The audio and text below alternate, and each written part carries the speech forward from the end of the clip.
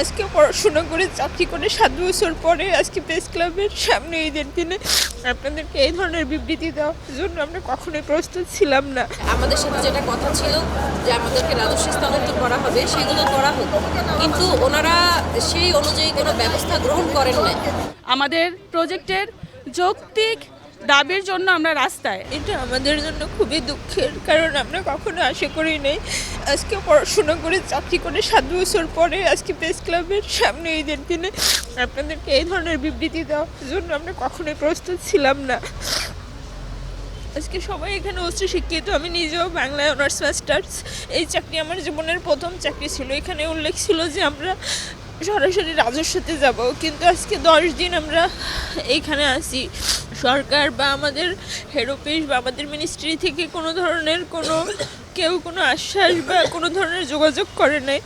আজকে আমাদের ঈদের দিন, কিন্তু আপনারা দেখতে পাচ্ছেন আমরা সব ভালো ভালো ফ্যামিলির মেয়েরা এখানে ফুটপাতে বসে আছি। আসলে এই অনুভূতি ভাষায় প্রকাশ করা যায় না। আমাদের প্রকল্পের ডিপিপিতে লেখা ছিল প্রকল্প শেষ হলে আমাদের জনবল সহ রাজস্ব করা হবে।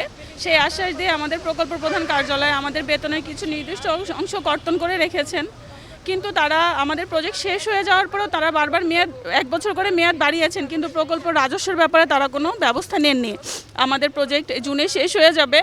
আমাদের প্রজেক্টের যৌক্তিক দাবির জন্য আমরা রাস্তায়। আমাদের যেটা জিপিপিতে লেখা ছিল, ইনফ্যাক্ট আমাদের মন্ত্রণালয় থেকে আমাদের প্রকল্প প্রধান কার্যালয়ে একাধিকবার চিঠি পাঠানো হয়েছে যে আমাদের প্রজেক্ট রাজস্বকরণের ব্যবস্থা গ্রহণ করার জন্য, কিন্তু আমাদের প্রকল্প প্রধান কার্যালয় থেকে কোনো ব্যবস্থা নেওয়া হয়নি।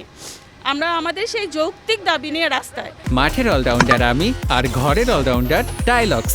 টাইলক্স টয়লেট ক্লিনার, ক্লিন মানেই টাইলক্স। আমরা আমাদের মন্ত্রণালয় বলেন, অন্যান্য মন্ত্রণালয় বলেন, সব জায়গায় হচ্ছে গিয়ে আমরা একাধিকবার চিঠি দিয়েছি যে আমাদের সাথে যেটা কথা ছিল যে আমাদেরকে রাজস্ব স্থানান্তর করা হবে সেগুলো করা হতো, কিন্তু ওনারা সেই অনুযায়ী কোনো ব্যবস্থা গ্রহণ করেন নাই, যার কারণে কিন্তু আমরা রাস্তায় আসতে বাধ্য হয়েছি। কেউ তো শখ করে রাস্তায় আসে না।